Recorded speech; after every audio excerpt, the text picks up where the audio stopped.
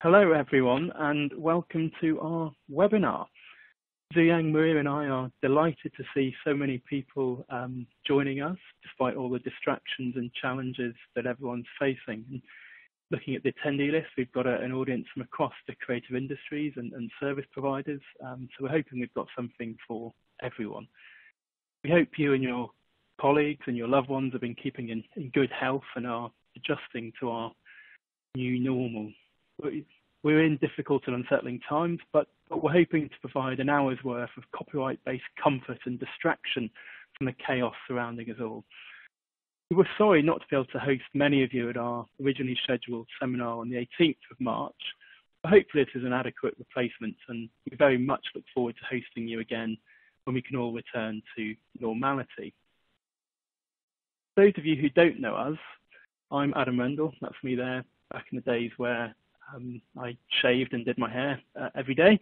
I'm a partner in our London IP and media team. I focus on copyright, media law and advertising, work with clients on transactions, advisory projects, mitigation across the creative and digital industries. And I'm joined by Ziyang and Maria, who are both associates in our team and who work regularly with me on these things.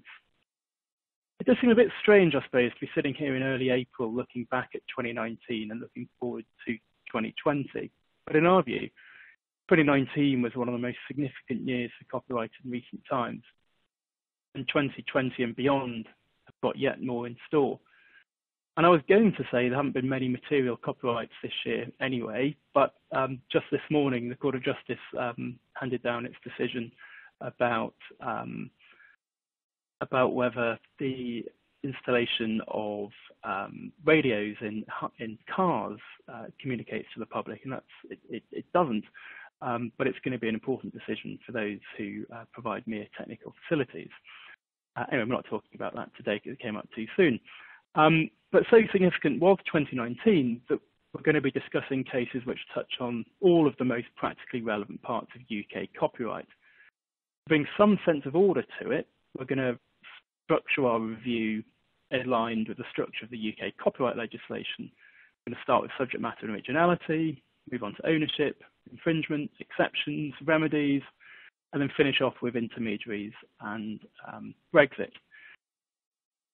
If you've got any questions as we go along, feel free to use the Q&A button at the bottom, and either we'll address them during our presentations or we'll pick up on them after. Now, for the next hour, this is a furlough, frustration and force majeure free zone. There is no effing copyright.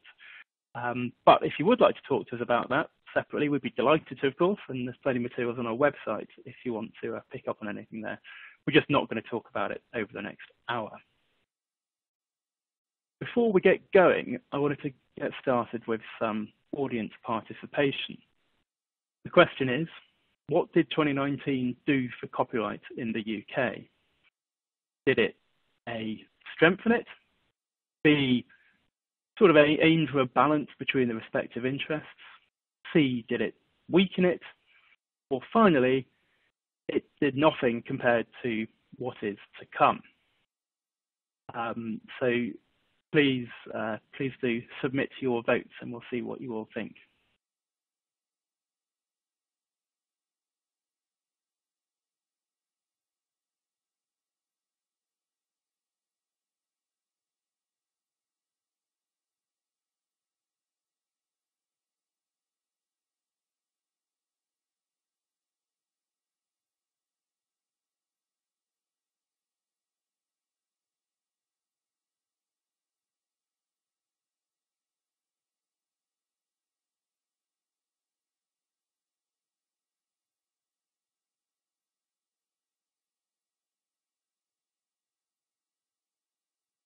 Well, the answer seems to be we've got to look forward to what's coming this year and beyond. Let's see if we can change your minds. Let's start with Maria, who's going to talk about subject matter and originality. Maria. Thanks, Adam. 2019 was a significant year for subject matter because of the COFAML CJU decision, but we will quickly look at some other cases too. So let's see what were the subject matters in those cases. So they fall within four broad categories, being clothing designs, and the jeans that you can see on the screen there were the subject matter in the background Portuguese proceedings in the Cofmel case. Then next to it, you can see the wave fabric, which was the subject matter in the Response UK litigation, which is a decision of 2020, when the judge actually considered Cofmel. Then as you go to the right, makeup case and powder designs. Copyright was claimed in the Starburst design on the metal lid of the film star palette. You can see the diamond shape and the Charlotte Tilbury monogram within it and the rays going outside. Then as you open the palette, copyright was also claimed in the powder design. You can see the rays embossed on the powder and also the words sculpt and highlight. Now, as you go down to the left, in Funky Median, the subject matter were weekly military status reports on what the federal German armed forces were doing abroad. And finally, in Racing Partnership, there was a copyright claim in a list of prices for all horses in a race. So let's look at the principles that can be taken from Cofmel and Funky Median. If you take something away from this section, is that all information society works are created equal. Why do I say that? First, because the extent of copyright protection is the same for all works, so copyright protection does not depend on the degree of creative freedom exercised. And second of all, I say that because the concept of a work is an autonomous EU law concept that must be interpreted and applied uniformly. Now, despite there being no work definition in the Information Society Directive, the court developed its jurisprudence, and now it says that if you satisfy two cumulative requirements, even designs are capable of being a copyright protectable work. So what are those two requirements? First, you must have original subject matter. That's the author's own intellectual creation test. And then the second requirement, only elements that are original expressions are a work. If you have a closer look at the second requirement, you see that it encapsulates concepts that we see elsewhere in UK copyright law, such as the idea-expression dichotomy and also fixation. So what has happened is that the CJU has been developing the concept of author's own intellectual creation that we first saw in the InfoPack decision back in July 2009, and essentially it used it as a Swiss Army knife delineated copyright as it got more references from national courts asking questions. Now, this approach sits rather oddly with the UK approach, which is different, and it is this. First, you classify the subject matter as a type of work, so you don't have to think about originality. Then you assess if the work is original, and then you conclude if copyright subsists. Now, to say original work doesn't add anything as a matter of EU copyright law, because if you have no originality, you have no work. But the concept still exists in UK law if you look at the CDPA.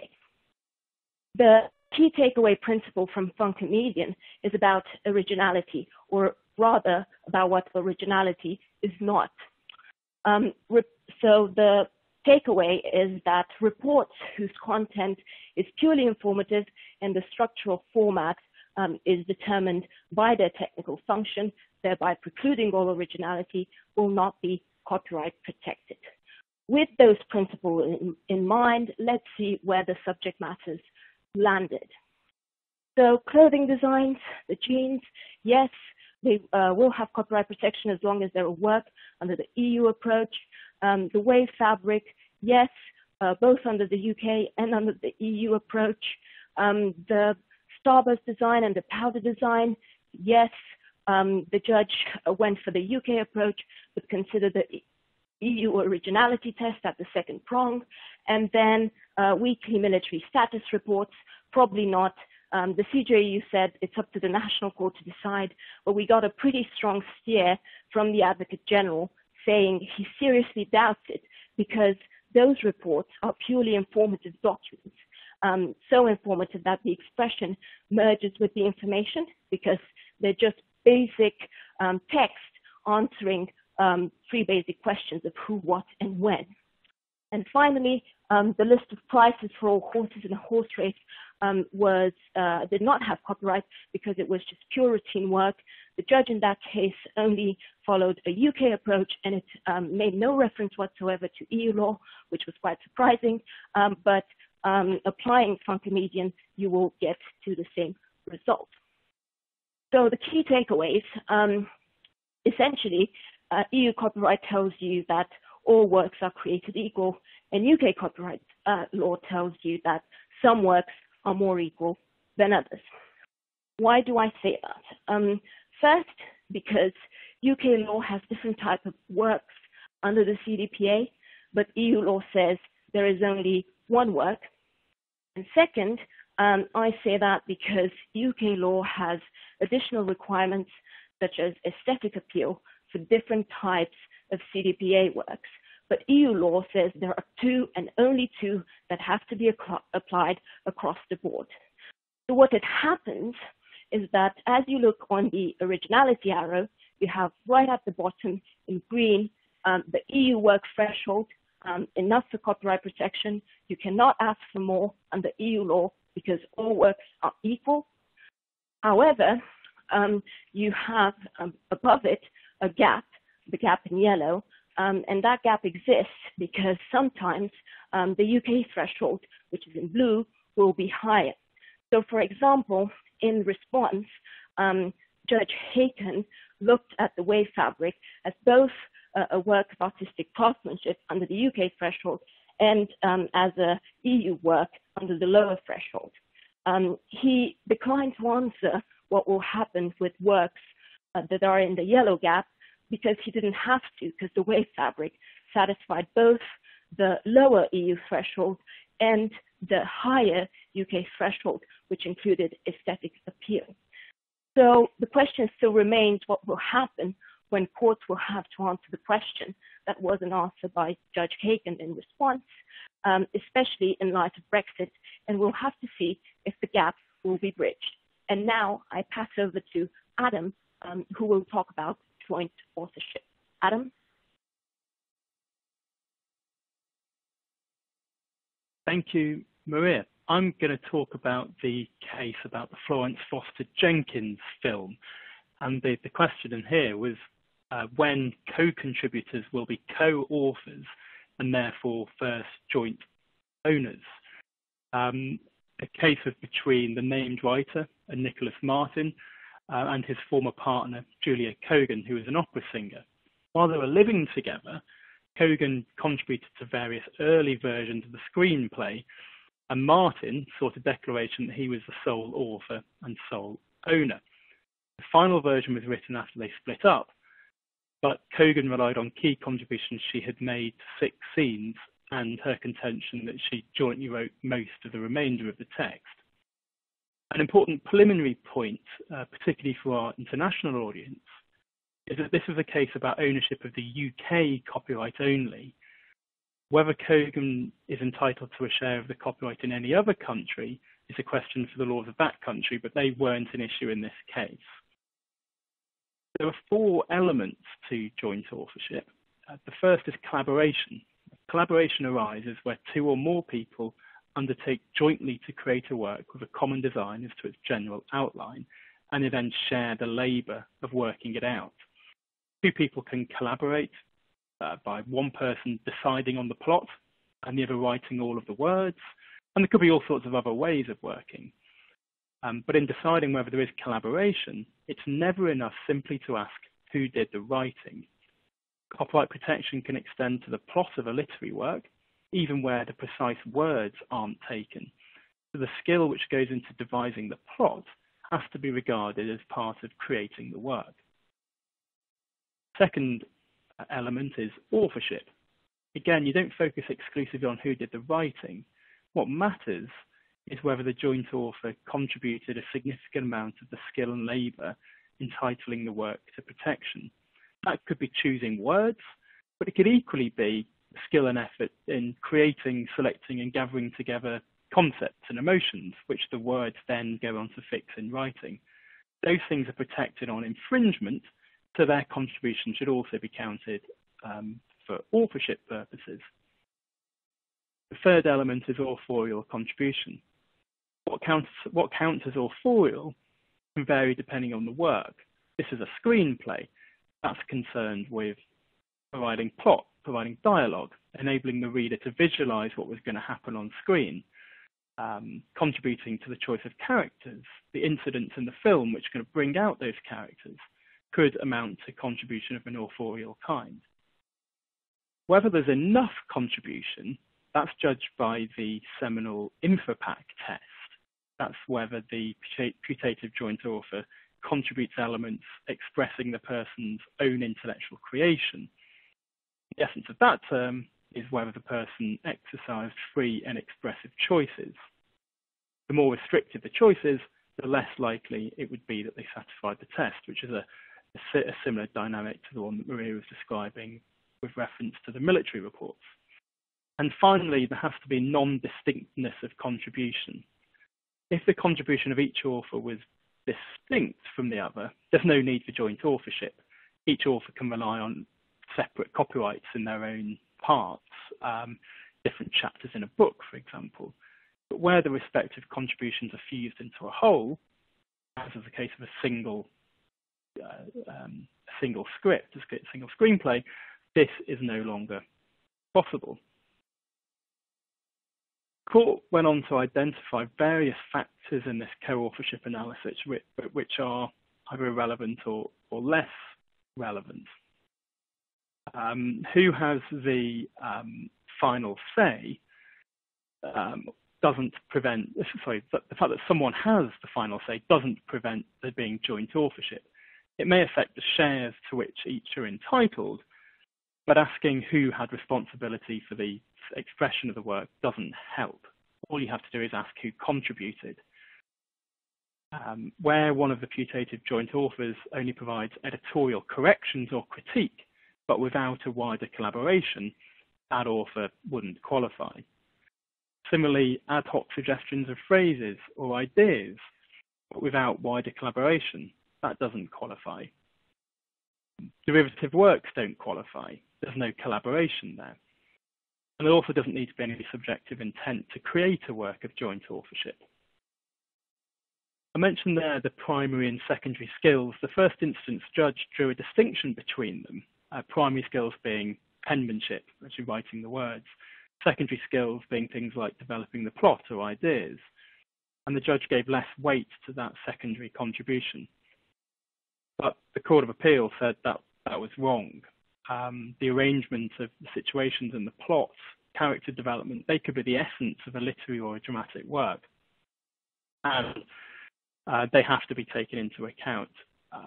The judge seemed to set a very high threshold in respect of those secondary contributions, and the Court of Appeal said that was a very significant misjudgment.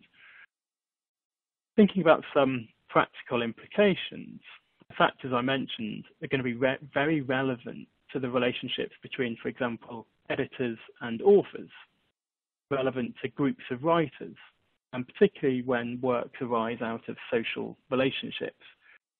It's never more important to get in place appropriate agreements so we can ensure that the copyright ends up where it's meant to.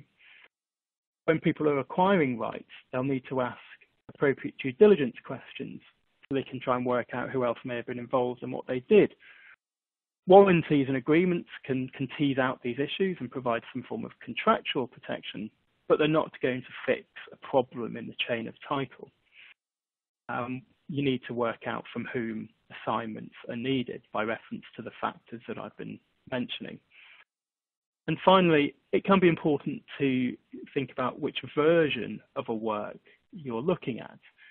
You may have to review all of the versions which lead up to the final version. If a contribution was made, for example, to the third draft out of 6, and those contributions carried into the final version, that would be enough to establish ownership and infringement. Now, after the Court of Appeal's judgment, the case has been returned to the lower court, and there was a hearing a couple of weeks ago about it. But there's been a very clear steer that what Kogan had done did provide sufficient authorial contribution. We're now going to move on to infringement cases, and I'm going to start that review with a case about sampling, and specifically when does the use of a 2-second extract of a rhythm sequence from a sound recording amount to an infringing reproduction. Kraftwerk with a claimant complaining about use of their track Metal Off Metal. That is not a track I recommend listening to when trying to prepare for a webinar. Very, very distracting.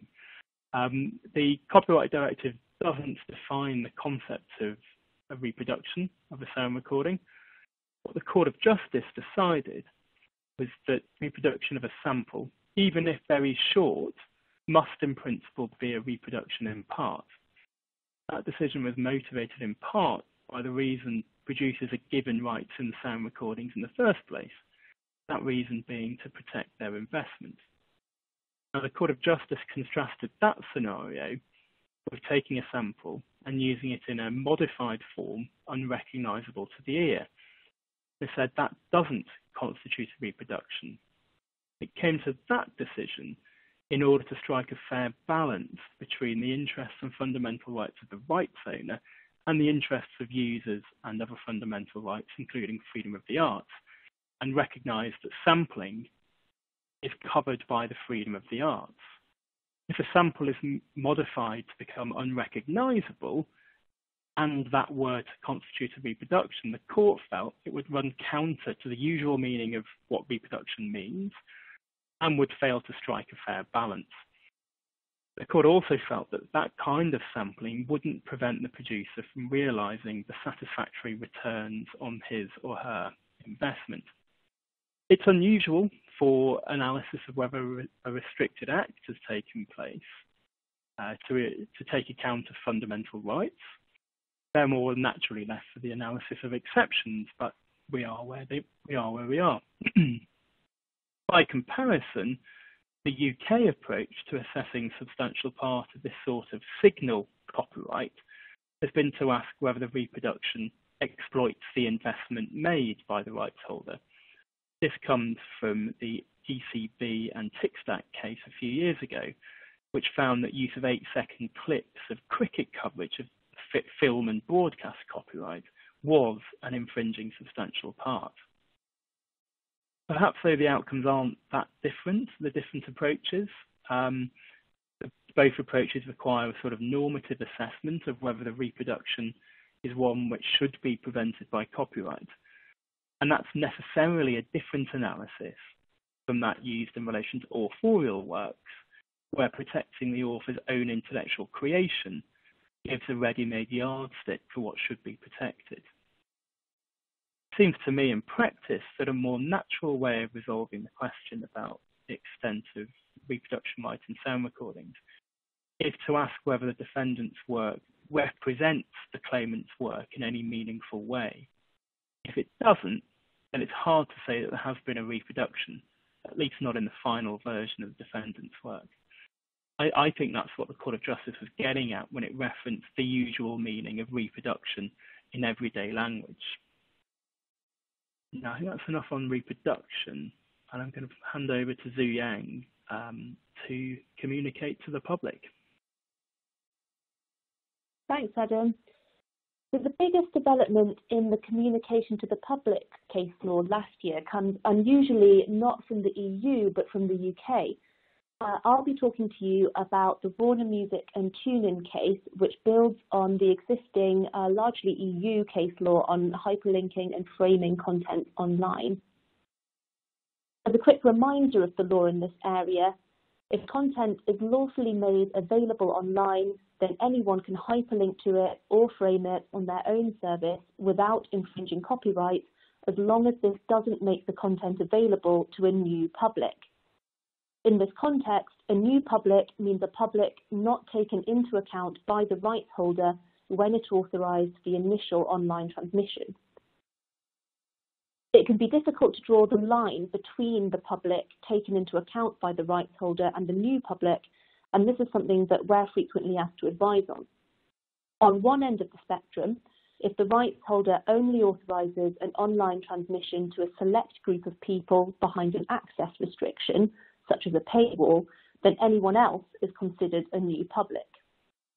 Similarly, if the rights holder only authorizes an online transmission through a particular source, such as a particular online stream, then anyone accessing through a different source is considered a new public, and that's regardless of whether they could have accessed the authorized source or not. Now, both of these examples involve carving up the public based on technical measures, so either technical access restrictions or the technical source of the content. But a question we've come up against a few times is whether a rights holder can somehow define their public, and therefore the new public, in some other way, for example, in their licenses or through notices on their websites. If so, this would allow rights holders to restrict hyperlinking and framing far more easily than under the decided cases now. So against that context, TuneIn offers a service that aggregates online radio station streams in one place. Users can find the streams and listen to them via the TuneIn service. In most cases, these streams are the same ones that the stations already make available on their own websites and apps to anyone who wants to listen to them. So the TuneIn service essentially hyperlinks or frames these existing streams. The question in the case was whether, by doing this, TuneIn infringes copyright in music played on these radio stations. Some of the stations were licensed to play music through online stream in the UK, some were licensed outside the UK, and some were not licensed at all. I've put the different categories of station on the slide there. The first category of online radio streams were already licensed in the UK and were already available online to anybody who wanted to listen via the radio station's own website or apps. TuneIn simply took these pre-existing streams and framed them in its own service. Under the existing case law before this, TuneIn doesn't make the streams available to a new public because they're the same streams provided by the radio station and they're already accessible to the same audience without any technical restrictions. But the court also considered for the first time in this case whether the licensor, here PPL, could define its public through its license to the radio station. The question here being whether, if the rights holder provides in its license to the station that the streams should not be accessible through any third-party service, is that enough to make it so that anyone accessing the streams through a third-party service is a new public, and therefore the third-party service infringes copyright? The short answer to that question is no. The court concluded that PPL can't define its public through its license to the radio station. The effect of this is that as long as the rights holder allows the radio station to put music online in a way that anyone can access, it essentially has to live with the fact that third parties can hyperlink or frame the content. This decision was influenced by policy considerations that it would create real practical problems for the functioning of the internet if the rights holder is allowed to define its public in this way. The practical takeaway from all of this is that rights holders' attempts to define their public through their licenses may well not be effective against a third-party hyperlinker, at least from a copyright perspective. But what the court didn't consider in this case is whether the rights holder can nevertheless define its public in some other way. For example, if the rights holder puts content on a website with a very clear notice that third parties should not hyperlink or frame. That possibility still remains open. It also remains open for rights holders placing content online to seek to restrict hyperlinking or framing in any contract terms that third parties must accept in order to access the content, for example, on website terms and conditions. That way, they might have contractual rights against third-party services that hyperlink or frame their content, even if there's no copyright infringement. The decision as to the other categories of radio station are essentially as would be expected under the existing case law, and I'll run through these quite quickly. So for category 2, radio stations that aren't licensed at all, tune-ins, linking or framing does infringe copyright in the music played on those stations. This is in line with the position in the GF Media case, where linking to infringing content is in itself an infringing act of communication to the public if the hyperlinker knows or is deemed to know that the content is infringing. Here, tune-in was deemed to have knowledge due partly to the fact that its activities are profit-making. Interestingly, it was deemed to have knowledge even though it sought warranties from some of the stations that their content was licensed. The court considered these warranties to be somewhat token and concluded that tune-in didn't really take it seriously whether stations were licensed or not. The category 3 radio stations were licensed outside the UK. However, tune-in was found to infringe on the basis that it targets these foreign stations to a UK audience in a way that the licensors would not have contemplated when they granted the licenses. The targeted UK audience is therefore a new public. This finding reflects the territorial nature of copyright, i.e., if an act is licensed to be targeted to, for example, Belgium, that doesn't mean it's licensed to be targeted to the UK. The category 4 radio stations were created specifically for tune-in. Tune-in streaming of these stations was therefore a first communication to the public rather than a hyperlinking situation. Since the stations were not licensed, tune-in infringed Warner Music's rights. I'll now hand back over to Maria to continue on our update on infringement and restricted acts. Thanks, Suyang. Tom Cabinet was a very important CJU decision that I'm going to talk about, and it covered digital exhaustion in the context of online second-hand resale of ebooks. The referring national court asked the CJU the 4 questions you can see on the slide. First one being if the distribution right applies to the sale of an ebook. Second, if the distribution right is exhausted by a first sale of ebooks. And then if that is the case, how does that impact the reproduction right? The CJU reformulated those questions and answered this one in blue instead, whether the supply by downloading the ebook for permanent use is a communication to the public. And the court thought that it was. Let's see its reasoning. First, there was a communication because offering an ebook on a publicly accessible website, even if preceding actual on-demand transmission, and even if it was retrieved by no one, that was still a communication. In terms of public, that was the substantial number of persons who may have access either at the same time or in succession to the same ebook via Tom Cabinet's platform, because anyone could join Tom Cabinet's online reading club. Now, as Suyang mentioned, when you have the same technical means, you need a new public for the right of communication to be engaged. And in this case, the court thought the new public was the second-hand ebook purchaser that was not already taken into account by the copyright holders. Why was that? Because user licenses generally only authorize the first downloading user to read the ebook on their equipment, and that is all. So the court thought, subject to the national court taking into account all the relevant information, that the ebooks in this case must be regarded as being communicated to the public. Another really important thing that the CJU answered was that the distribution right was not engaged and that there is no digital exhaustion. Why is that? Because in the Information Society Directive, or the Copyright Directive, they're the same, and in international law, there is a clear distinction between intangible and tangible distribution of protected material, and exhaustion is only intended to apply to tangible objects. So there is exhaustion in respect of physical books, but there will be no exhaustion in respect of ebooks. Why does this matter? First of all, this decision to an extent confirmed the status quo.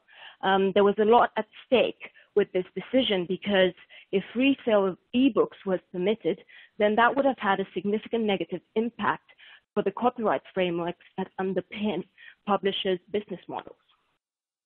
It also reassuringly, for some, said that the right of communications to public is a broad right, and it can be used to stop the resale of ebooks. Secondly, in light of Brexit, since the Court of Justice's reasoning was partly based on international law, and the court looked at the WIPO Copyright Treaty, the distribution right, and the communications to public right, Articles 6 and 8 under that treaty, it's unlikely that a UK court would find exhaustion applied to digital copies, but obviously there remains the theoretical possibility that Parliament could take a different view and introduce digital exhaustion after the end of the transition period. If Parliament does that, this will have consequences on the publishing industry as well as on the download of music and movies. Third, it's important that you watch out for technology developments and also license terms. Why technology developments? Because in its reasoning to conclude that the public was substantial, the Court of Justice mentioned that there were no technological measures on Tom Cabinet's platform to ensure that only one copy of the ebook may be downloaded while a single user actually has access to it, or that after that period, the downloaded ebook can no longer be used. So if you would have enhanced technological measures, making an ebook the functional equivalent of a physical book, so if I secondhand sell it to you, I no longer have it, that might mean that the public will no longer be substantial, and we'll have to see how that will be applied in that context. Second of all, license terms should be watched out for, because in its reasoning to conclude that there was a new public, the Court of Justice mentioned use of license terms. So in light of that reasoning, it's probably a good idea to draft user ebook licenses to keep the public as being the first downloader only and exclude everyone else, so that everyone else would be a new public against which the communications to public right can be exercised. Query how comfortably this sits with what Su Yang was talking about in tuning. But remember, tuning was a hyperlinking case, whereas this case had quite different considerations in mind. So we'll have to watch the space for developments. And now I'll pass over to Adam, who will look at exceptions. Adam? So I'm going to touch on a very significant Court of Justice case on the quotation and reporting current events exceptions. It's so significant to my mind because it's the first time the Court of Justice has properly got to grips with what those exceptions mean.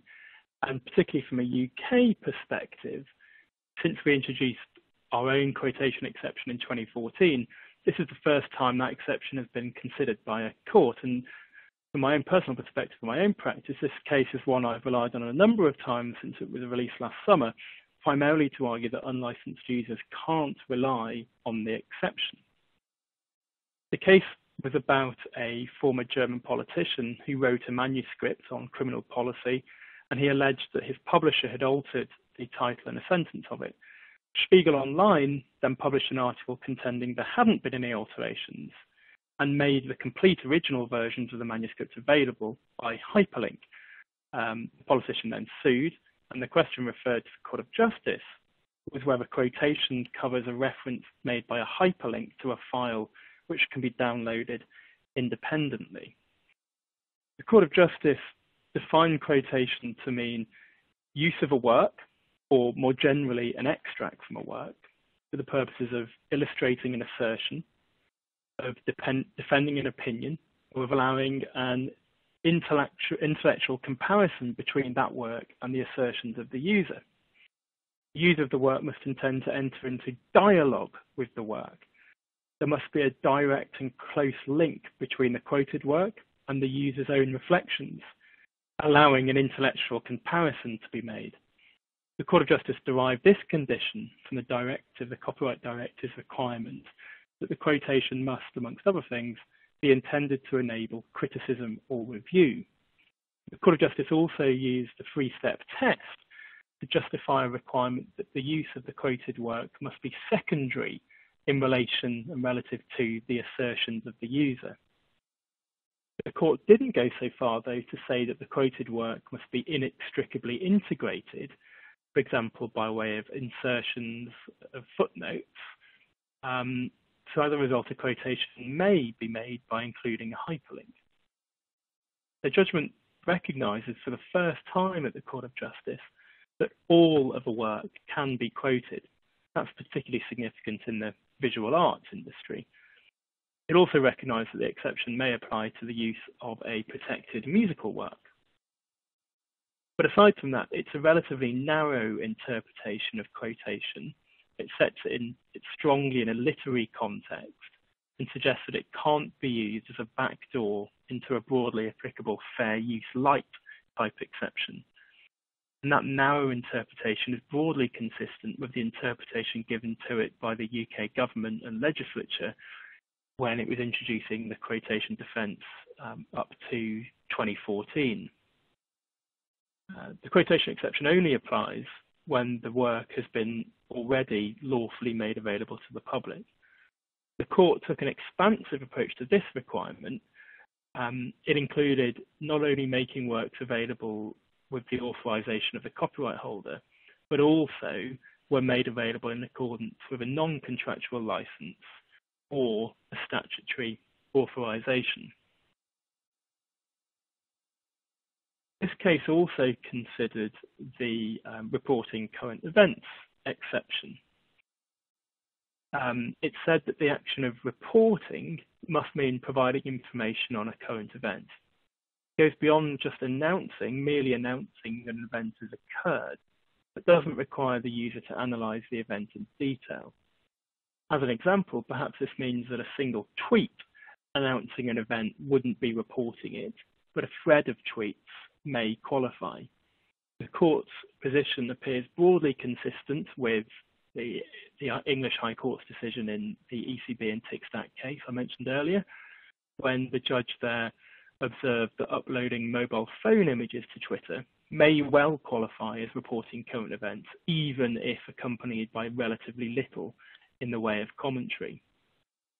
The event must be current, which means that at the time it's reported, it must be of informatory interest to the public. That also appears broadly consistent with the traditional position under UK law, which is that current events aren't confined to events which are very recent, and particularly where the ramifications of that event continue to be a matter of public debate or concern. Because the use has to be to the extent justified by the informatory purpose, and it has to be proportionate, the use can't be extended beyond the confines of what is necessary to achieve that informatory purpose. And this type of analysis fits with the traditional approach of assessing fair dealing in the UK. And these questions are all for the National Court to decide. In another case that was released, another judgment that was released at the same time, Funk Median, which Maria mentioned in the subsistence subject matter section, the court recognised the necessity of information relating to an event to be diffused rapidly. That meant there couldn't be a requirement in the exception for seeking the author's prior consent. And the court also recognised that the purpose of the press justifies it in informing the public without restrictions other than those that are strictly necessary. The court also recognised that presenting the military reports that Maria mentioned earlier in a structured form in conjunction with an introductory note, further links and a space for comments may amount to use of the works in connection with reporting. That, to my mind, all suggests that these decisions were firmly based on a desire to recognise the importance of freedom of expression when applying copyright exceptions, and particularly the news reporting exception. And it will no doubt be relied upon by news outlets to justify their unlicensed usage of copyright works. Now, having established infringement, possibly Zhu Yang is going to pick up on remedies. Thanks, Adam. Another significant case from last year concerns damages for copyright infringement and raises two important issues. The first is how damages in the form of a notional license fee are calculated. So a lot of rights holders only license copyright on a blanket or package basis and for a minimum term. This raises the question of whether, once an infringement has been found, the notional license should be a license that only covers the scope of the infringement, or whether it should be a license on terms that the rights holder would normally grant. In this case, Cruise Co. had used the iconic Spandau Ballet track, Gold and True, in an ad for an 80s-themed cruise holiday.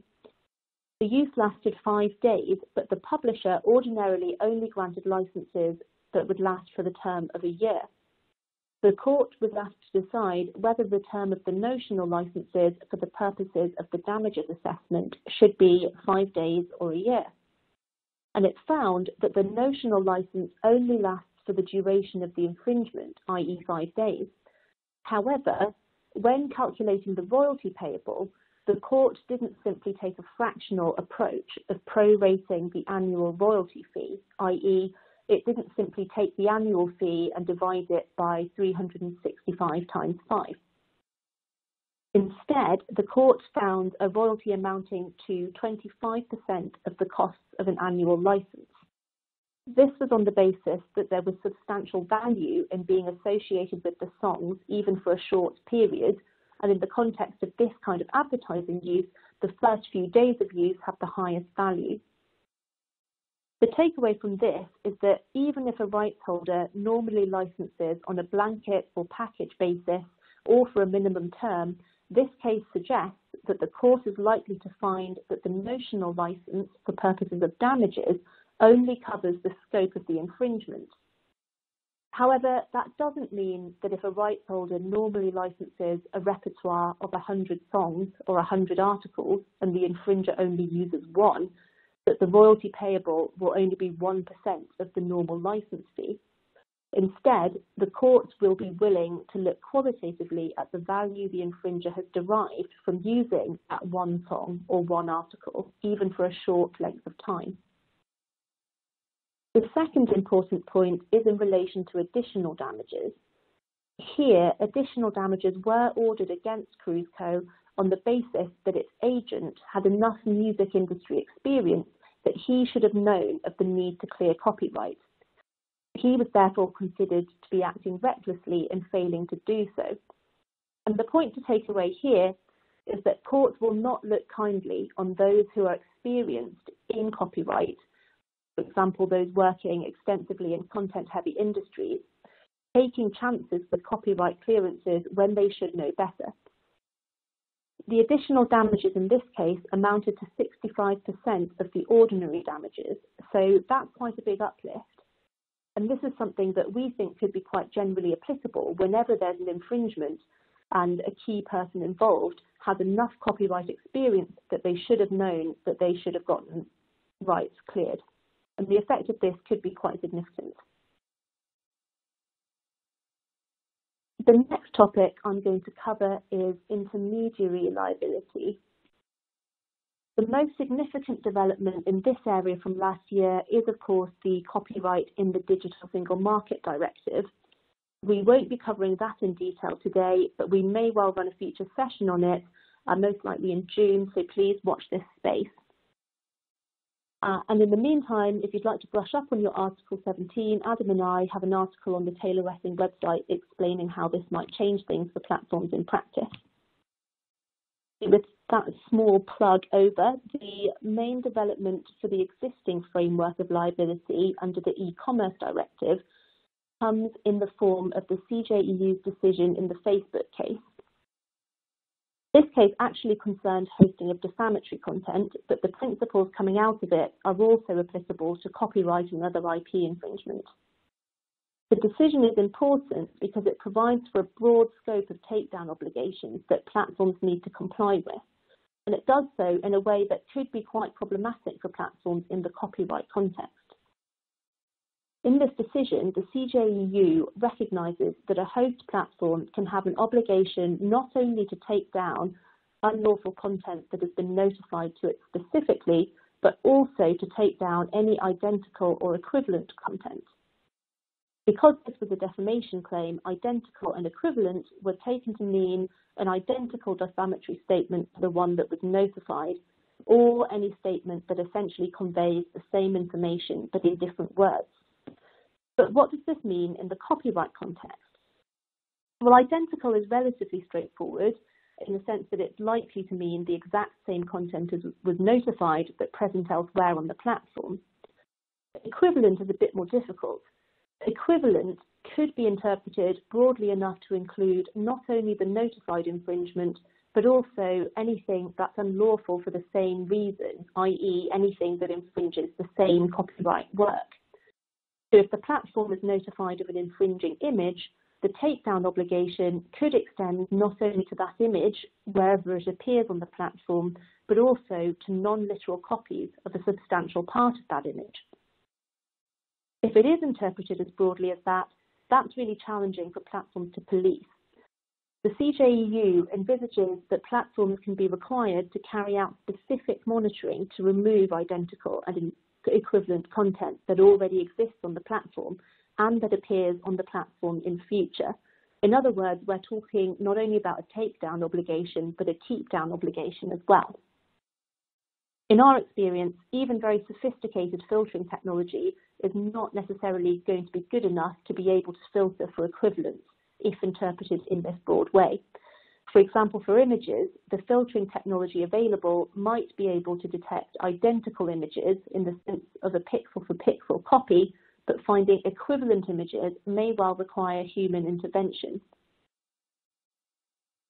It's very possible that this will be re-explored by the courts in the context of copyright in particular, in order to more narrowly define what equivalent actually means given the practical challenges of policing. Of course, all of this could be overtaken to some extent by the future developments in the pipeline in the rest of the year. The first of these is the CJEU's judgment in the YouTube reference. In that case, the CJEU has been asked to decide whether YouTube carries out an act of communication to the public itself in relation to user-generated content. If the answer is yes, then it's possible that many UGC platforms may be taken outside the scope of the hosting exemption entirely. We're currently expecting the Advocate General's opinion to be published in July, with the judgment to follow after that. In other upcoming developments, the EU will also be working out the content of its new Digital Services Act, which will regulate online platforms. The messaging on this so far is very much that everything is on the table, including a review of safe harbours. The impact of both of these developments in the UK, as well as whether and to what extent the DSM directive will be implemented, depend in large part on how things go with the Brexit transition during the rest of this year. And Maria is going to cover that next. Over to you, Maria. Thanks, Yang. And as the only EU citizen speaker, you can imagine it's a pleasure for me to talk about Brexit. But here we go. Brexit impact. What will happen at the end of the transition period for copyright? Because as you all know, we are now in a transition period until the 31st of December this year. And in this time, the UK and the EU are negotiating their future relationship into what is hoped to be a comprehensive free trade agreement. And those negotiations are based on the already agreed political declaration and withdrawal agreement. So it's a good place to start to look for answers in those two documents. However, we are not left much the wiser after reading them, because the political declaration only says that both the UK and the EU will preserve the current high level of protection of certain rights under copyright law, and then it goes on to exemplify that point with a right that is not actually copyright. So that's reassuring. And we also don't know what is meant by current high level of protection, or how high will that go. If you look at the withdrawal agreement, there is absolutely nothing on copyright. What we do know, however, is that there will be no copyright single market access, so it's relatively no deal in this respect. We know that because the EU was adamant that it will not allow the UK to cherry pick single market access, and the UK was also adamant that it doesn't want any EU law applying to it, or any CJU jurisdiction to it. What does this mean? It means that things like the country of origin licensing of satellite broadcasting and cable retransmissions will no longer apply to the UK. There will also no longer be any cross-border portability of online content. Also, EU collective rights management will no longer have to represent UK CMOs for multi-territorial licensing of online rights of musical works. So all of this will come to an abrupt end. Also worth bearing in mind the fallback on copyright international treaties, and this is recognized in the European Commission's copyright guidelines. What this practically means is that during this very brief negotiating period, priorities will probably lie elsewhere where there is no fallback position, and the European Commissioner herself acknowledged this because there is just too much stuff to cover. The WIPO copyright treaty and the other treaties that I've listed there, it's worth bearing in mind that they don't offer the same type or level of protection as EU law does now. Another point is possible future divergence. So the direction of travel from the UK negotiating guidelines is that the UK wants to hold on to as much ability as it can to diverge. And this is especially relevant because all EU copyright law, as it stands at the end of the transition period, will be incorporated into UK law. So all of the decisions of the Court of Justice that we've looked at in this webinar will become UK law at the end of the transition period. But that means that they could very well be either judicially overruled, or theoretically Parliament could legislate against them in its brought back sovereignty. Also, currently, the DSM directive implementation deadline is outside the transition period, but if this will be extended, that will no longer be the case, and the UK will have to at least temporarily implement the DSM directive because its deadline is on the 7th of June 2021. Which brings me to the last point about the extension of the transition period. The UK says no to it, despite the largest group in the European Parliament urging the UK just this week to do the responsible thing in light of the current events and agree jointly with the EU to extend the transition period. So watch out for developments as we approach the 1st of July extension deadline. The longest the transition period could be extended to is 31st of December 2022. And on that note, I hand over to Adam, who will wrap the webinar up, and he'll also find out if we manage to change your mind about copyright. Adam? Thanks, Maria. So yes, here's the reprise. At the end of the show, we've got the reprise. What did 2019 do for copyright in the UK? Did it strengthen it? Did it get that balance? Did it weaken it? Or again, it's still nothing compared to what is to come. Please cast your votes.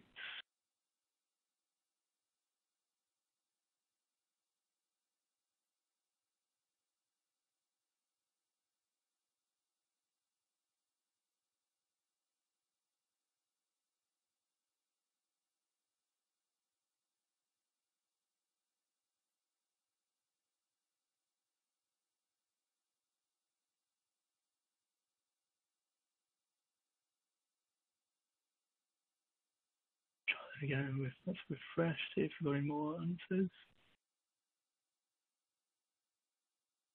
Interesting. So more people think there's been more. I think we've managed to convince people that there's been a balance aimed for between the effects of interest, but it's heartening to see that no one thinks that it's been weakened, and clearly lots more to come. To that end, let's talk. I'd be interested to hear what people think the most important case we discussed. We talked about Cofamel on subject matter. We talked about Kogan and Martin on joint authorship and joint ownership. Tuning on communication to the public. Digital resale and Tom Cabinet. Sampling and Pelham. The news reporting and quotation defense and Spiegel Online. Damages computations and Reformation Publishing and Spandau Ballet. And finally, the Facebook case on intermediary responsibilities. Please let us know what you think.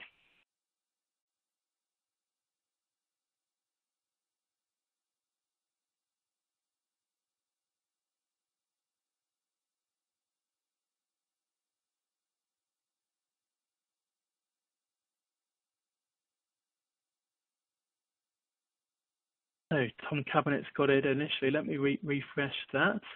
Tom Cabinet's been pulled back in from the lead into Facebook. I think Tom Cabinet was certainly a case that I'd been following, particularly with the publishing industry in mind, considerably. That it could have had very significant consequences, as Maria alluded to. And I suppose the significance of that case is that we avoided, or the copyright communities avoided, significant problems being caused, so very significant for that reason. Cofamel, well, that continues. The Court of Justice sort of attempts to harmonise copyright across the EU. Tune in, or any communication to the public case is very important, given that that is probably the most important right in the digital world. Spiegel Online.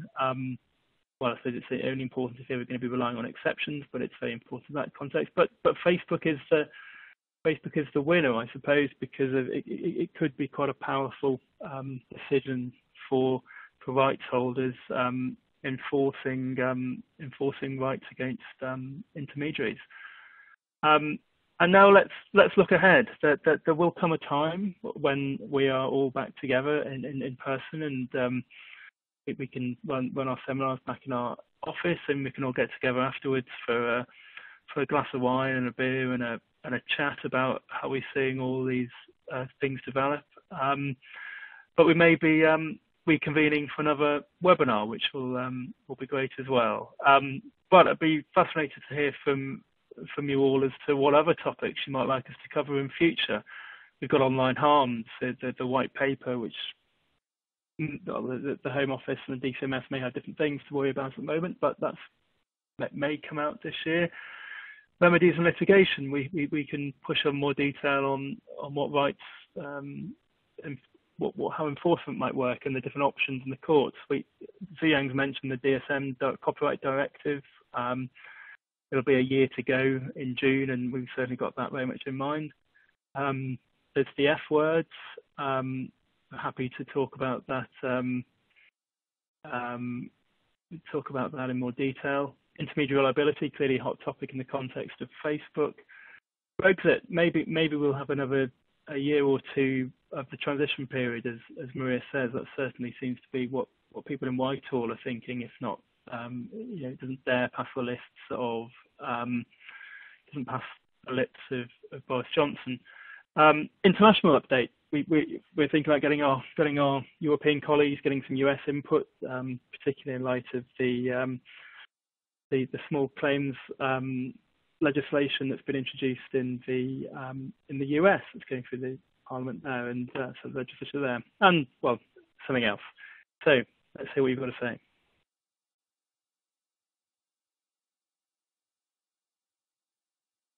Great, loads of things. That's really interesting, and we'll take that away, and we'll come back to you on what's next. That's just leaves me to say at a few minutes past the hour that we're very grateful for so many of you listening in. It's really encouraging that as a community we can all get together.